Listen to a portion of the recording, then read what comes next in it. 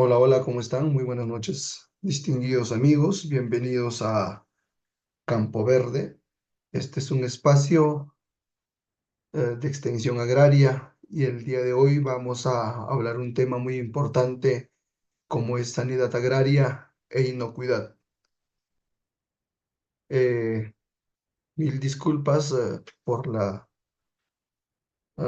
demora, por el tema de salud un poco afónico. Sin embargo, voy a cumplir con esta ponencia de esta noche, esperando que sea de su total agrado.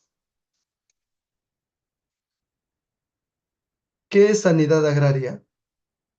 Es una pregunta que nuevamente nos hacemos. Y la sanidad agraria constituye uno de los pilares fundamentales de la producción agrícola, ya que supone la defensa de los cultivos contra los daños producidos por las plagas y enfermedades que amenazan la calidad y la seguridad de nuestros alimentos. La protección vegetal de los cultivos conlleva actuaciones en la detección de las plagas, el diagnóstico de enfermedades vegetales, su seguimiento, control y erradicación, aplicando las medidas permitidas en la normativa básica y de coordinación.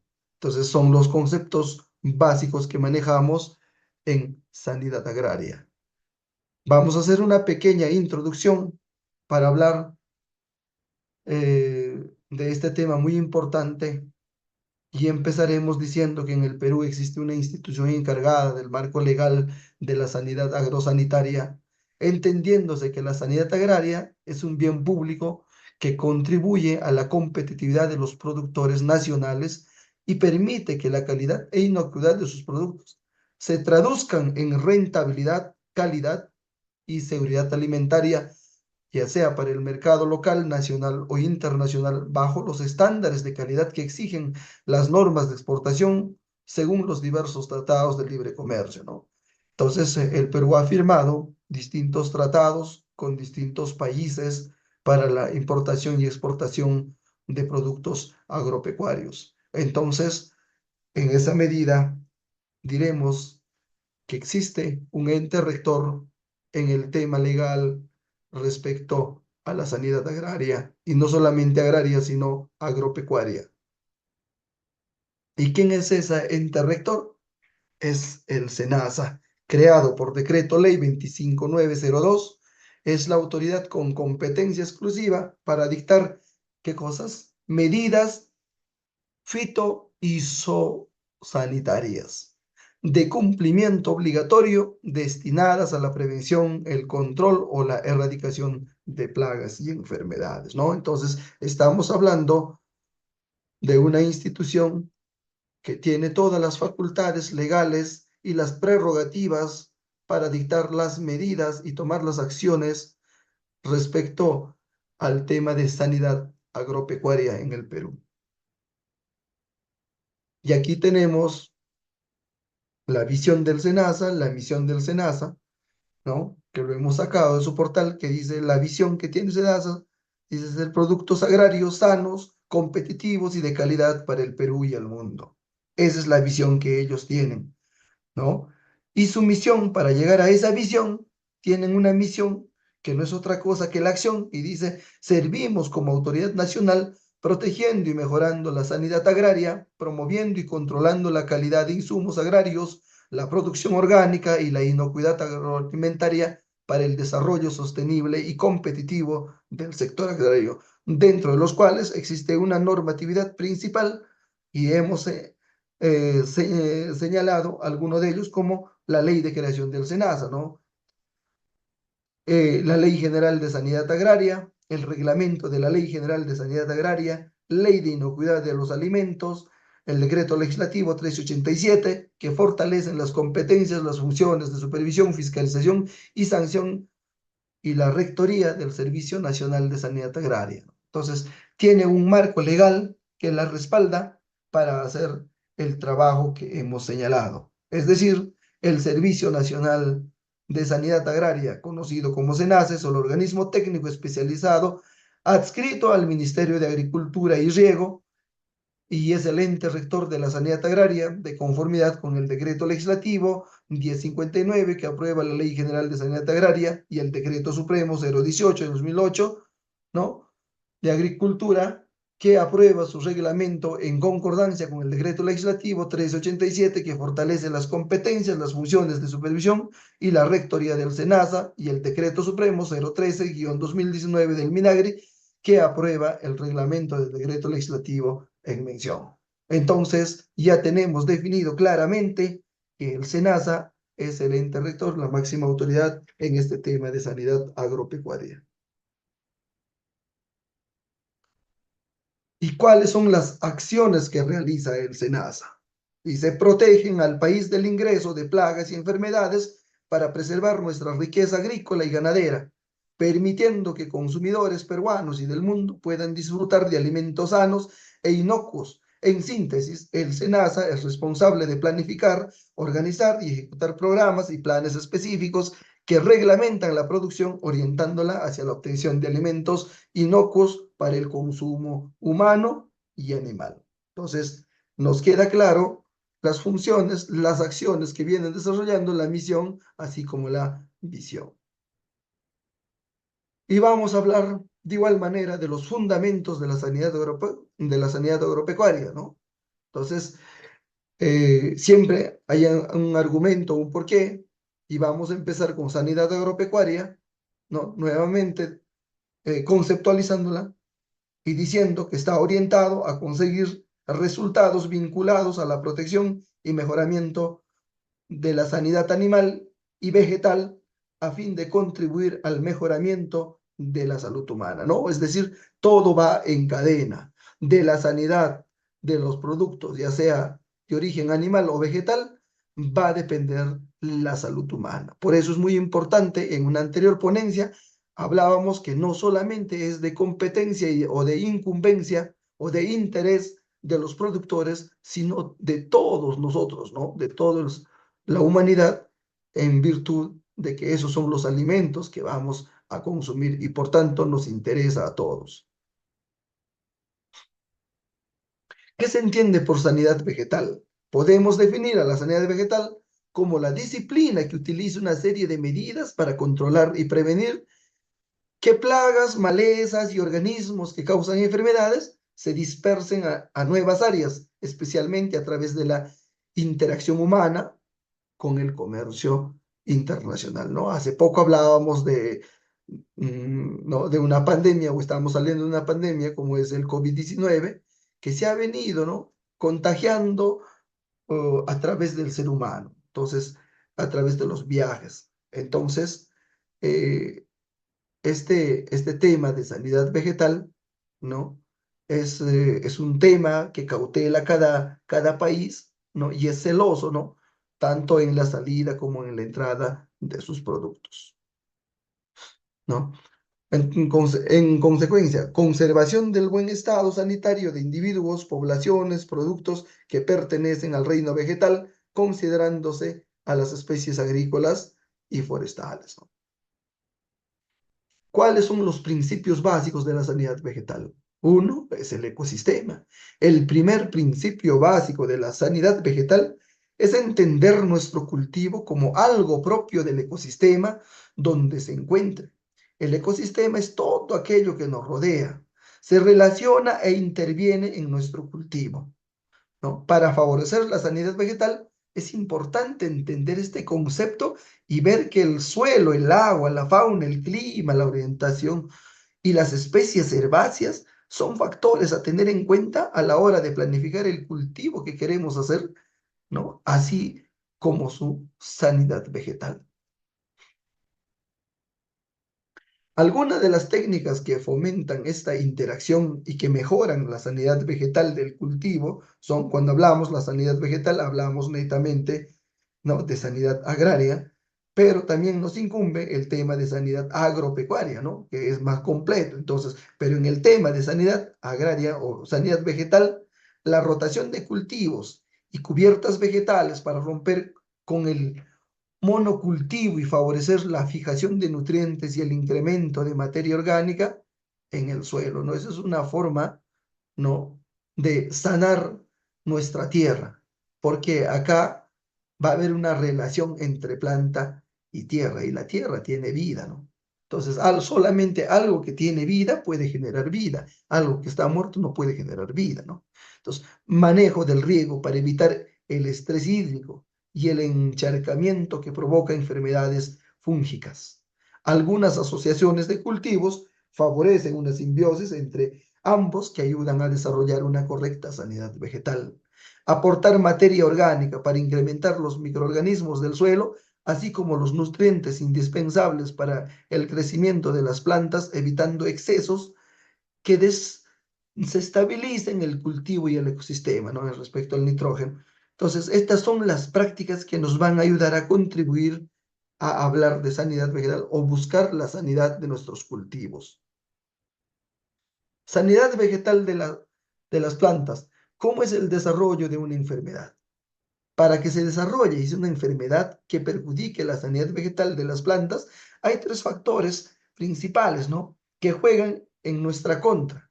¿Cuáles? Por ejemplo, que el cultivo, ¿no? O sea, el huésped o el hospedero se encuentre en un estado malo de sanidad vegetal que lo haga susceptible de ser parasitado, que haya un inóculo que pueda parasitar una planta con un estado malo de sanidad vegetal, que las condiciones ambientales favorezcan la proliferación de enfermedad en una planta con una mala sanidad vegetal. Entonces, estos tres factores hacen que nuestros cultivos se vean perjudicados.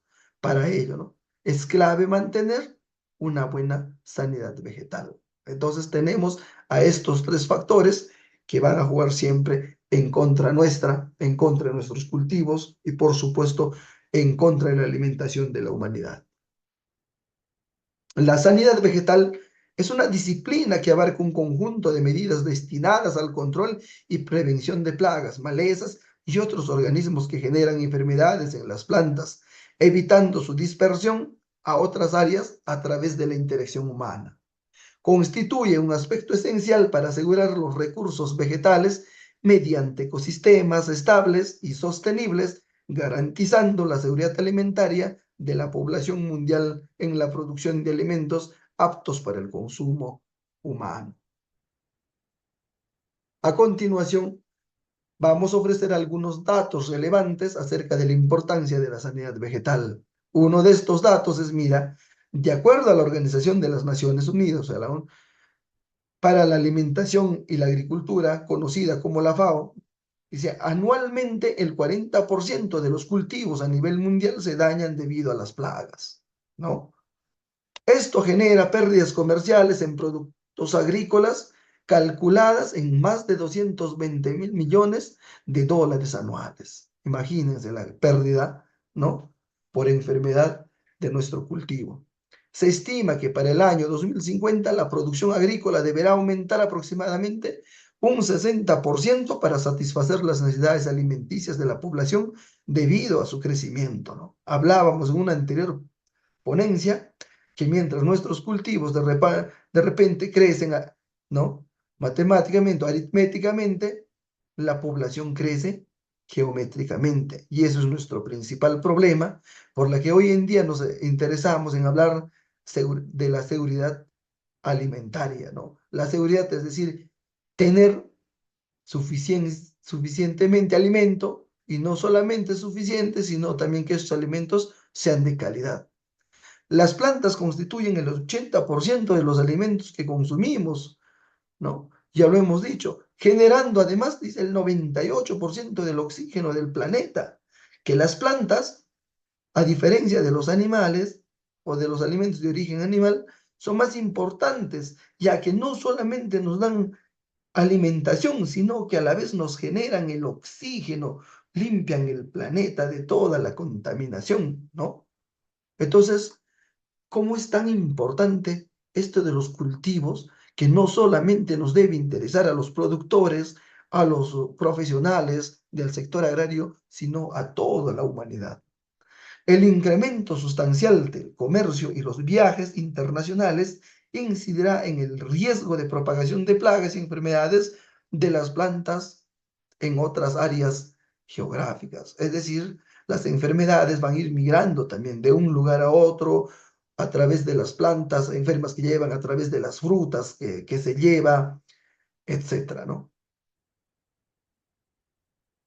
La agricultura y la ganadería son víctimas y cómplices a la vez del cambio climático. ¿En qué sentido? La agricultura y la ganadería son responsables del 14% de las emisiones de gases de efecto invernadero, que al acumularse en la atmósfera trastocan todos los mecanismos del clima. El ganado libera metano, por ejemplo, ¿no? A la atmósfera. Y la producción de fertilizantes sintéticos genera óxido nitroso. Además, la deforestación y la degradación del suelo ayudan a que se acumule dióxido de carbono en la atmósfera. Pero por otra parte, ambas actividades son muy vulnerables al cambio climático, ya que al trabajar con el suelo y demás elementos de la naturaleza dependen mucho del clima. En general, se prevén más consecuencias negativas que positivas para la agricultura y, por tanto, para la seguridad alimentaria mundial. Los países en desarrollo se verán más afectados. Nos enfrentamos entonces a un doble reto: desarrollar prácticas agrícolas que contribuyan lo menos posible al efecto invernadero y adaptar los cultivos actuales a las nuevas condiciones de clima, ¿no? Entonces, mira, tenemos una tarea bien grande, ¿no? Buscar la bioremediación de nuestros suelos y a la vez que así como el ser humano se adapta al frío, se adapta al sol, al calor, ¿no? Como los que vivimos en la sierra, nos vamos a la costa y nos tenemos que adaptar, o como los que viven en la costa vienen a la sierra y se tienen que adaptar.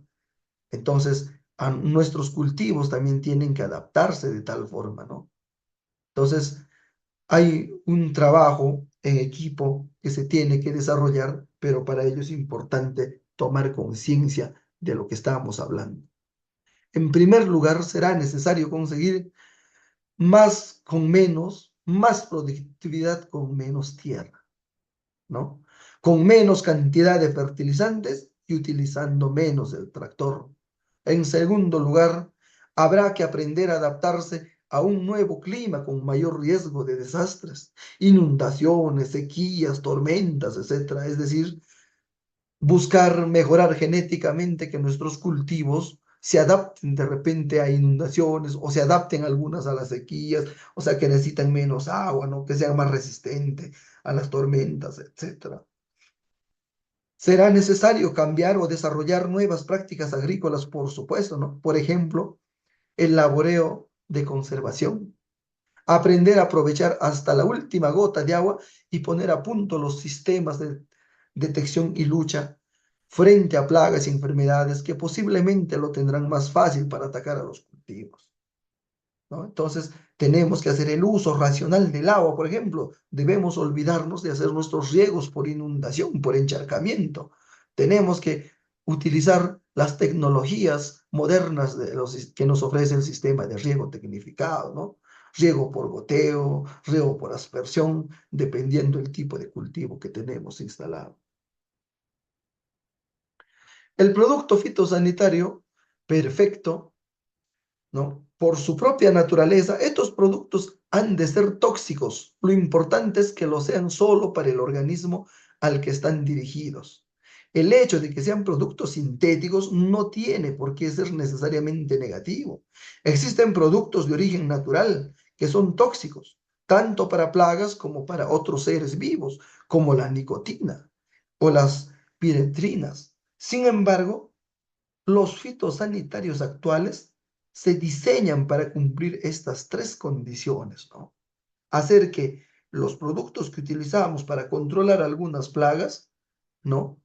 También sean perfectos. Tenemos que nosotros trabajar en la búsqueda de la perfección, ¿no? De nuestros productos. A la vez tienen que ser seguros, es decir, no peligroso para la gente que entra en contacto con ellos, ni durante su fabricación, aplicación o en el momento de consumir la comida. De todas maneras, para ser comercializado, ningún alimento debe superar el límite máximo de residuos de plaguicidas. Este valor indica que el producto se ha aplicado según sus instrucciones de uso, aunque se rebase, no se supone un riesgo para la salud, ya que el nivel de residuo que se ha probado, que no tiene efecto en animales de laboratorio, es considerablemente menor. Muchas veces nos sobrepasamos de la dosis, nos dicen una cucharita o 2 cucharitas por bomba y decimos, no, mejor lo aumento un hito más para que sea mejor, para que se muera más rápido esta plaga. Entonces le echamos un poquito más. Entonces, imagínense, ¿no? Que hacemos el uso y abuso del uso de estos plaguicidas. Y a la vez estamos viendo, y ya lo han dicho muchas instituciones, en especial el ASPEC, ¿no?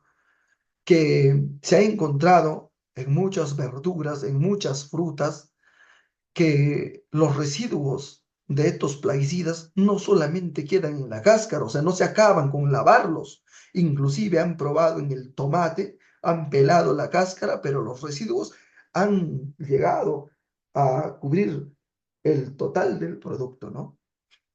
Imagínense, en el tema de la cebolla, por ejemplo, ¿no? En la zanahoria, en las remolachas. Entonces, hoy día consumimos frutas o verduras pensando que vamos a estar bien, pero no sabemos, no nos damos cuenta que a través del consumo de estos alimentos, a la vez nos estábamos tragando residuos, ¿no? Dañinos, que obviamente no son totalmente peligrosos. A la vez tiene que ser específico. ¿Qué significa? Que solo es efectivo contra las enfermedades, insectos o malas hierbas a las que esté dirigido. A pesar de los esfuerzos de los laboratorios para desarrollar productos muy selectivos en los ecosistemas cercanos, pueden existir seres vivos similares a las plagas y sensibles a los fitosanitarios. Las personas que manejan fitosanitarios han de aprender a utilizarlos adecuadamente para que estos tengan efecto solo en los cultivos. Entonces nos falta hacer más trabajo de laboratorio, ¿no? Porque imagínense, entramos a fumigar un campo bien a la mascarilla, con los lentes, etcétera, etcétera. Es decir, estamos utilizando veneno, ¿no? Para proteger a nuestros cultivos de plagas y enfermedades, ¿no? Si a nosotros nos afecta, ¿no? Imagínate cuando lo consumimos, ¿no? A la vez, estos productos que vamos a utilizar para sanar a nuestras plantas debe ser de vida corta. Es decir, tras provocar el efecto deseado, se deben desintegrar en componentes químicos sencillos e inocuos que no tengan un impacto dañino en la naturaleza. De cara al consumidor, se establece el plazo de seguridad, que es el tiempo que debe transcurrir la aplicación del fitosanitario hasta la recolección del cultivo, ¿no es cierto? Entonces, el impacto no solamente es contra las plagas, sino que también mata a los microorganismos que están en el suelo y que algunos se volatilizan, ¿no? Y se van al espacio y generan los efectos, ¿no? Que esta naturaleza nos está otorgando. Y a continuación vamos a ver la lista de plaguicidas agrícolas por nombre común del ingrediente activo cuyo registro se encuentra restringido, prohibido en el Perú, por ejemplo. Estas son ¿no? Las plaguicidas agrícolas restringidos, ¿no? Acá tenemos, ¿no? La paraquat, los metamidofos, y aquí en el lado B también tenemos a los plaguicidas agrícolas prohibidos, ¿no? El aldrin, por ejemplo, endrin, dieldrin, ¿no?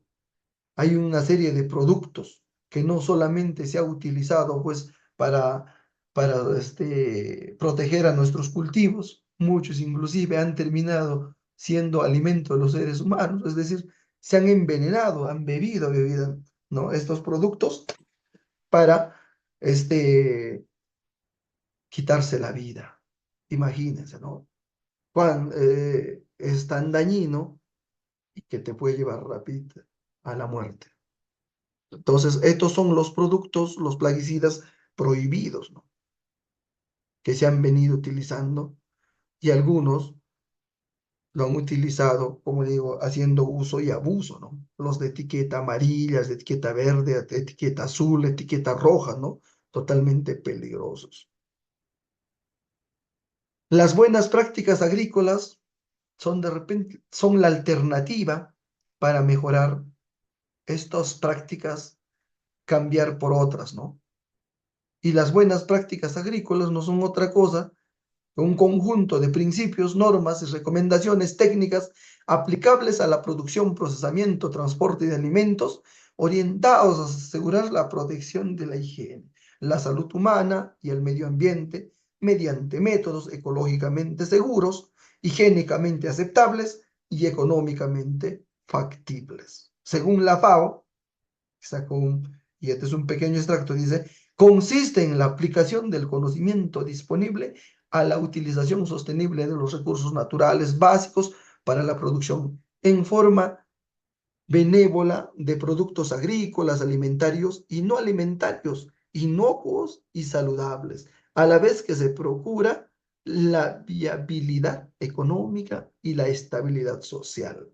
Un bonito concepto de lo que puede significar las buenas prácticas agrícolas. Se ha definido a las buenas prácticas agrícolas también como una manera especial de producir y procesar los productos agrícolas de modo que los procesos de siembra, cosecha y post cosecha de los cultivos cumplan con los requerimientos necesarios para una producción sana, segura y amigable con el ambiente. Así, las buenas prácticas agrícolas promueven ¿qué cosa? Que los productos agrícolas no hagan daño a la salud humana y animal ni al medio ambiente, a la vez que protejan la salud y la seguridad de los trabajadores y tienen en cuenta el buen uso y manejo de los insumos agrícolas. Manejo del suelo, del agua y de los sustratos también es otro factor muy importante. Es importante realizar un manejo adecuado y sostenible para mantener y mejorar sus características naturales, evitando su erosión, compactación y salinización.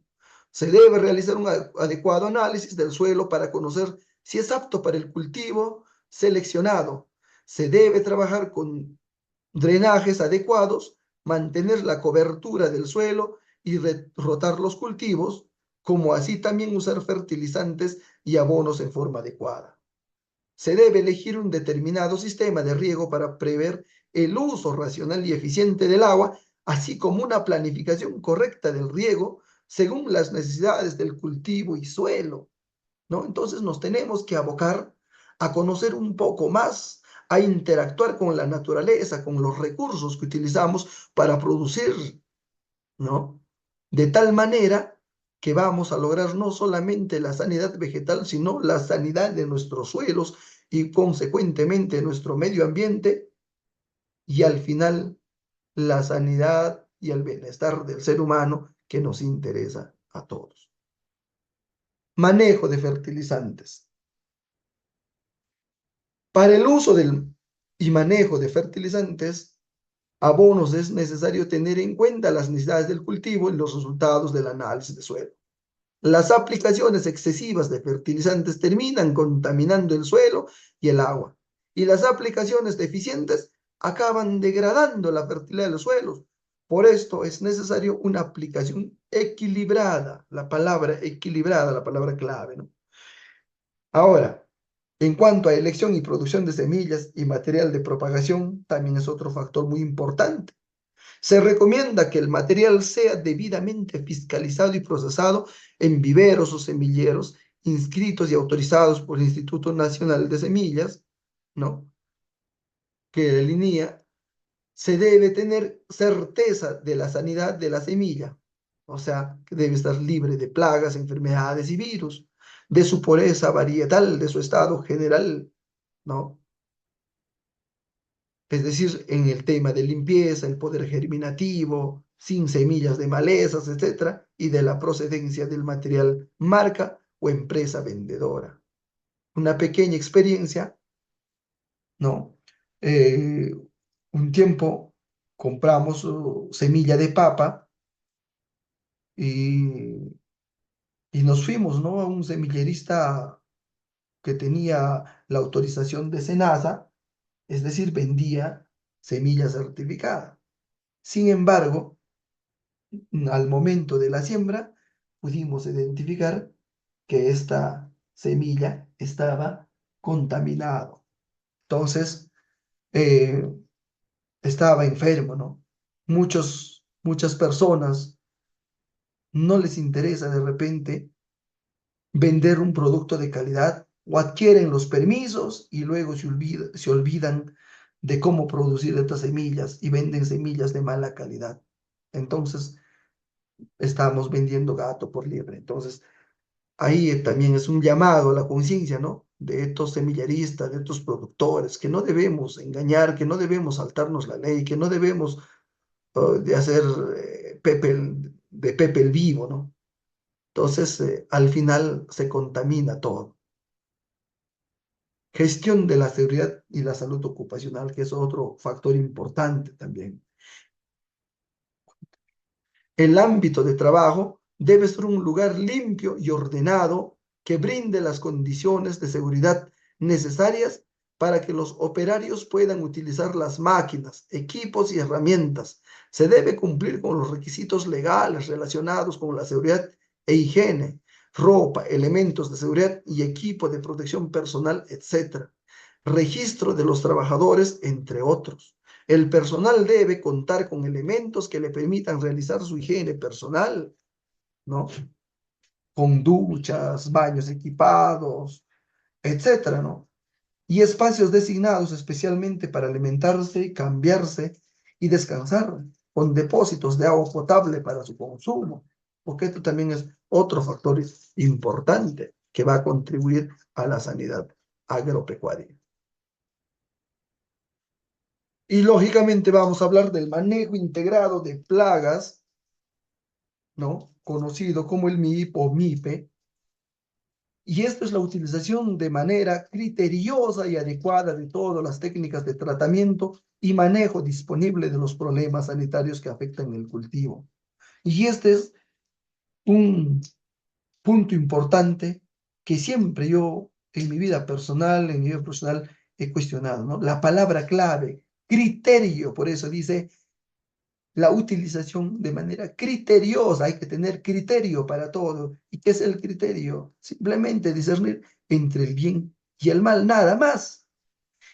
Entonces, incluye métodos físicos, químicos, biológicos, legales, culturales, etcétera. El MIP se basa en el métodos preventivos de observación, intervención y de control. Y lo que debemos prestarle mayor atención es al método preventivo, para que una planta no se contamine de plagas o enfermedades. ¿Qué necesita? Nutrición, alimentación, ¿no? Si esto le damos a la planta, entonces las plantas también tienen defensas y se van a poder defender de esas plagas y no va a ser necesario ni siquiera, ¿no? Acudir a las fumigaciones con insecticidas, plaguicidas. Eso debe ser la última opción, ¿no? Inclusive si esto nos atacase, deberíamos tener, ¿no? En la etapa de control, o utilizar el control mecánico, ¿no? El control biológico. Identificar y saber identificar, habíamos dicho en una ponencia anterior, de los insectos plagas, por ejemplo, en qué momento, ¿no? Ir a hacer la recolección. Manejo y aplicación de productos fitosanitarios. Los fitosanitarios constituyen una herramienta útil que permite minimizar o impedir el daño que las plagas puedan causar a los cultivos y, por lo tanto, afectar el rendimiento y calidad de la producción. Todos los productos utilizados deben estar registrados y aprobados por el SONAS. En cuanto a las maquinarias y equipos, de igual manera, se recomienda que las maquinarias utilizadas se encuentren en condiciones y reguladas para la función que desempeñan, ¿no? No debemos utilizar cualquier herramienta porque hay herramientas de mala calidad también. En el manejo de residuos y contaminantes es el otro tema, ¿no? La producción debe contar con áreas designadas especialmente para almacenar la basura o los residuos. Los diferentes tipos de residuos deben ser identificados y almacenados por separado, porque ahí también se refugian, ¿no? Estas plagas. Se debe disponer un lugar para el almacenamiento seguro, un sistema de manejo seguro, previamente a la disposición final de los envases vacíos de productos fitosanitarios. Este sitio debe estar señalizado claramente y ser de acceso restringido. No todo el mundo, no pueden estar jugando los niños con esos envases. Las plantas son lo más importantes para la vida y la nutrición humana.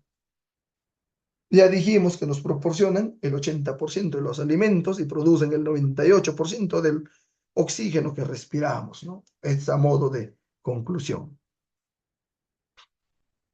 Y como dijimos al inicio, no solamente vamos a hablar de sanidad vegetal, sino también de sanidad animal, y esto constituye sanidad agropecuaria, aunque nuestro tema era sanidad agraria, ¿no? En el concepto de sanidad animal se incluyen todos los aspectos relacionados con la salud de los animales, tanto de los animales productores de alimentos, ¿no? Como las gallinas, las vacas, etcétera, como la de los animales de compañía, que son las mascotas, ¿no? O los silvestres, las aves, ¿no? Es sumamente importante vigilar y controlar el estado de salud de los animales para evitar que los agentes transmisibles, ¿no? Y las personas, ¿no? Puedan poner en riesgo la salud pública. Zoonosis es pues cuando un animal te contagia una enfermedad, ¿no? Ese es el zoonosis. Es el estado óptimo o condición de equilibrio que determina el mejor comportamiento fisiológico productivo en el caso de los animales que no estén, que no están afectados por ninguna enfermedad y que en un medio ambiente apropiado transforman pastos, sales, suplementos en carne, leche de buena calidad en un medio ambiente que los brinde comodidad, ¿no? De igual manera aplica a los animales de compañía también, ¿no? No porque es perro, no porque es gato, le vamos a dar en un plato totalmente cochino, un agua no potable. Entonces ahí el animal se contamina y luego este animal que se enferma te contagia. Y todos los seres humanos tenemos contacto directo con las mascotas, sobre todo, ¿no? Y a través de los animales, como el chancho, ¿no? Te puede contagiar de la triquina, etcétera, ¿no? Si comemos los ovinos, carne de ovino también. Entonces, ahí se transmite la enfermedad, ¿no? De un animal a una persona. Y estos animales también lo consumen, ¿no? O hay lugares donde el perro orina y el pasto crece, ¿no? Entonces, allí, por ejemplo, hay parásitos y el animal sin darse cuenta, pues se come esos parásitos y luego termina enfermo.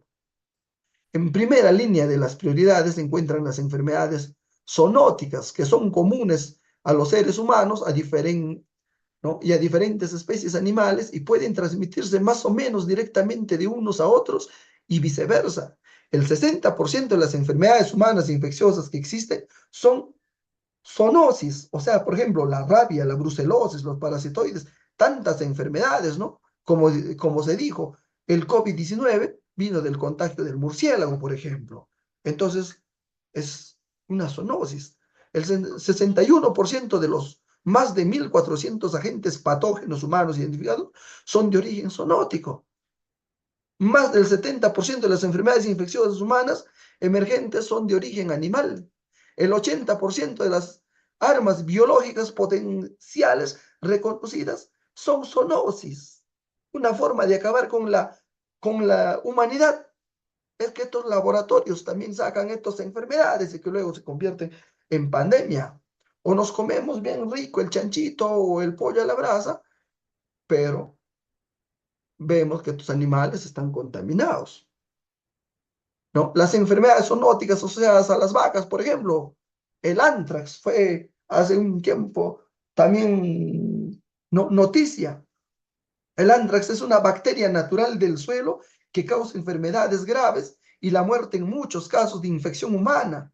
Se puede transmitir de las vacas a las personas a través de las heridas en la piel, ¿no? Como estamos viendo ahí en la imagen, ¿no? Al comer carne infectada o al inhalar esporas a menudo de pieles de animales contaminados o durante la maleza. Al respirar aire ¿no? Podemos estar absorbiendo pequeñas partículas de esas cicatrices que han quedado, ¿no? Y ahí están, pues. Esa es la forma de contaminarnos. Sin tratamiento es fatal en casi todos los casos, pero con antibióticos, si se administran rápidamente, se pueden salvar a algunas personas.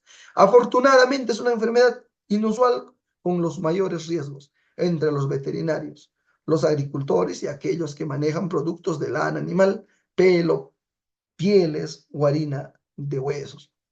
Entonces hay que tener mucho cuidado. Muchas veces, ¿no? Las alergias que producen utilizar también algunas prendas de lana, por ejemplo. La brucelosis es otro problema, ¿no? Es una enfermedad bacteriana que afecta a los sistemas reproductivos de los animales y causa fiebres y artritis. Las personas pueden infectarse por contacto directo o exposición. También puede transmitirse al beber leche de vaca infectada, al igual que en los animales. Los síntomas en las personas incluyen signos similares a los de la gripe, dolor en las articulaciones y fiebres recurrentes. En casos más graves, los órganos, incluidos el hígado, el corazón y el sistema nervioso central, pueden inflamarse y puede ser fatal, ¿no? Entonces, tengamos, ¿no?, en cuenta el peligro en la que nos encontramos. La leptospirosis. Esta enfermedad bacteriana es común en las vacas, igual, ¿no? Explotadas por su carne y su leche, y hace que sufran aborto, infertilidad e infección renal. Imagínense, la bacteria puede transmitirse a las personas a través de contacto directo o indirecto con animales infectados, especialmente a través de su orina, ¿no? Incluidos los alimentos contaminados con ella y con aguas donde ha habido, pues, escorrentía. Los animales pueden ser de leves dolor, perdón, los síntomas pueden ser de leves, o sea, dolores parecidos a la gripe y fiebre, a severos, incluyendo confusión mental, ¿eh? Ictericia y daño al hígado, riñones, cerebro. También es mortal esta enfermedad. Enfermedades zoonóticas asociadas a mascotas, sobre todo, ¿no? Hemos hablado, al igual que nosotros, todos los animales son portadores de gérmenes, pero las enfermedades más habituales entre las mascotas, como el moquillo, el parvovirus canino y la enfermedad del gusano del corazón o la dirofilarosis, no, no las pueden transmitir a los seres humanos. Algunos tipos de bacterias, virus, parásitos y hongos pueden, que pueden transmitir las mascotas, puede causar enfermedades en los seres humanos a través de mordeduras, arañazos, o bien al entrar en contacto con los excrementos, la saliva o la caspa de los animales. Los bebés, los niños menores de 5 años de edad, las mujeres embarazadas y las personas con sistemas inmunitarios débiles tienen un mayor riesgo al desarrollar este tipo de enfermedad, inclusive el pelo nomás de ese animal, ¿no? En caso de las mujeres, inclusive les vuelve infértiles el pelo del gato, por ejemplo. Los perros que lo primero que hacen es darte un beso, una lamida a la boca, ¿no? Entonces, ¿cuántos virus, cuántas enfermedades te está transmitiendo? Las enfermedades transmitidas por garrapatas es otro problema, no es sensible, ¿no? La tiña, la toxicariasis, ¿no? Empieza a salir como una especie, ¿no?, de costra en la piel, ¿no? Entonces, son enfermedades que nos contagian los animales también. Muy bien, y vamos a hablar ahora rápidamente, a modo de resumen, qué es la inocuidad, ¿no? Porque vamos a hablar en un próximo espacio a fondo el tema de inocuidad agroalimentaria. ¿Qué es la inocuidad? Aquí hay varias láminas. No, dice la inocuidad garantiza que los alimentos que consumimos no causen daño a nuestra salud, es decir, que durante su producción se aplicaron medidas de higiene adecuadas para los alimentos, no se contaminen con residuos de plaguicidas, metales pesados, agentes de tipo físico que pueden causar una lesión al momento de consumir un alimento, microorganismos, ¿no?, que nos hacen daño, ¿no?, y que pueden enfermar a los humanos. Entonces, inocuidad no es otra cosa que comer un alimento sano, un alimento limpio, un alimento que no tenga, pues, residuos, no, una vez, por ejemplo, encontré al medio de una beterraga un pedazo de piedra, ¿no? Partida. Entonces, en la vulva, pues, al momento de repente se daña al momento de la porque, ¿no? Y absorbe. La inocuidad de los alimentos es un asunto de todos, ¿ah? Y lo dice la FAO. No hay seguridad alimentaria sin inocuidad de los alimentos. ¿Qué es inocuidad? Acá ya tenemos otro concepto más que he querido compartir con ustedes. Dice, la inocuidad se define según el Códex Alimentario, sí que es el Códex, son normas internacionales, como la garantía de que los alimentos no causarán daño al consumidor cuando se prepare o consuman de acuerdo con el uso a que se destinan. Es decir, que durante su producción se aplicaron medidas de higiene para reducir el riesgo que los alimentos no contaminen. Nos decía también la lámina anterior. Y aquí, ¿cómo era antes?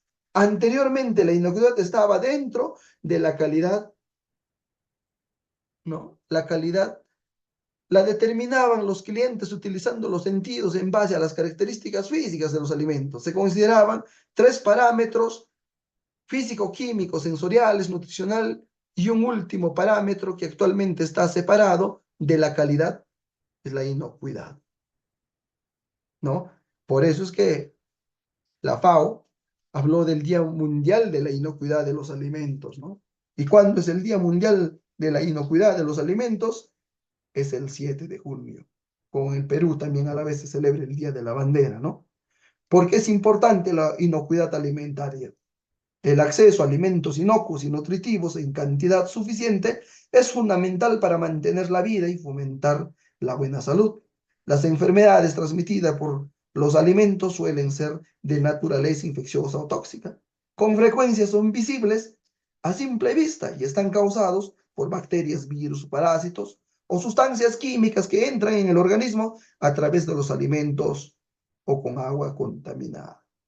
Entonces, imagínense, el Día de la Inocuidad de los Alimentos que celebramos el 7 de junio tiene como objetivo crear conciencia e inspirar acciones para ayudar a prevenir, detectar y gestionar los riesgos transmitidos por los alimentos. De esta manera se contribuye a la seguridad alimentaria, a la salud humana, a la prosperidad económica, la agricultura, el acceso a los mercados, el turismo y el desarrollo sostenible, ¿no?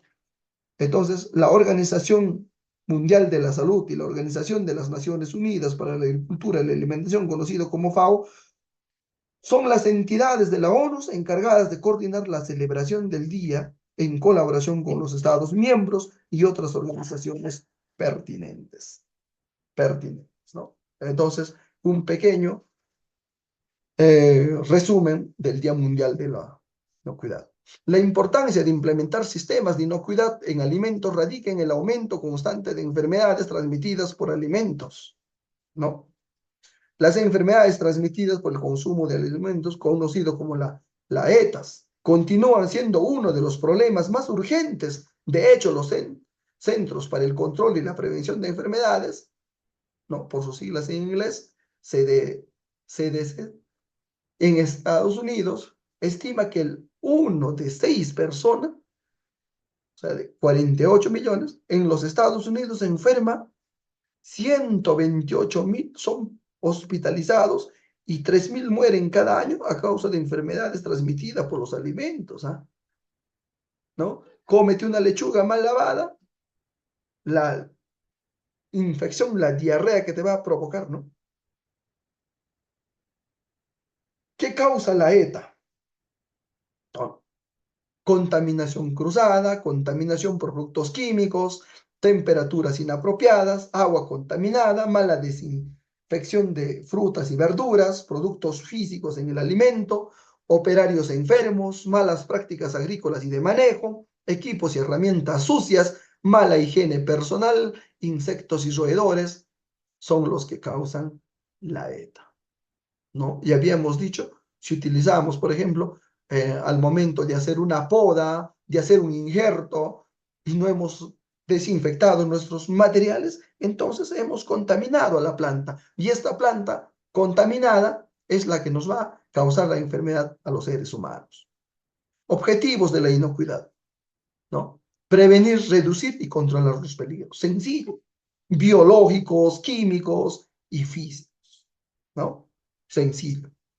En conclusión, diremos, actualmente la sobrepoblación, la contaminación del medio ambiente y con esto el cambio climático dificultan la seguridad alimentaria.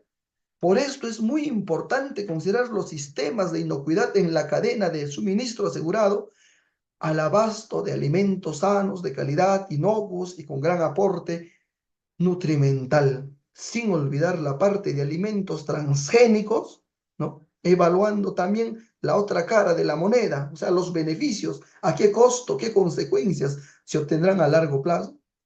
Son solo algunas dudas que cualquier consumidor se hace, por eso están de moda los alimentos orgánicos y el creciente desarrollo de la agricultura sostenible, la agricultura ecológica, etcétera, etcétera, ¿no? A pesar de que nuestros padres de la patria, como los congresistas, dentro de un paquete de normas, ¿no?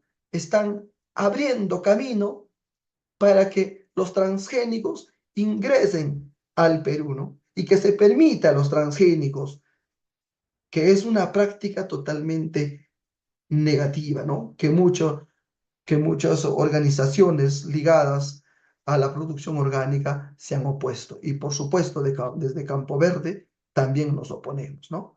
Pero los seres humanos somos los que cavamos nuestra propia tumba, todos, todos, ¿no? Entonces, no cuidamos nuestras naturalezas, nos estamos suicidando, nos estamos matando, ¿no? El ser humano es el enemigo de su sostenibilidad, el enemigo de la naturaleza, ¿no? Y eso es el verdadero fin del mundo, no es otra cosa, nos autodestruimos. En conclusión, la sanidad agropecuaria y la inocuidad de los alimentos, ¿no? Es tarea de todos. Muchísimas gracias a Campo Verde por permitirme transmitir este pequeño concepto, una clase resumida de lo que significa sanidad agropecuaria e inocuidad. Muchísimas gracias. Ya nos volveremos a encontrar en otra próxima oportunidad, Dios mediante. Que tengan muy buenas noches. Hasta pronto.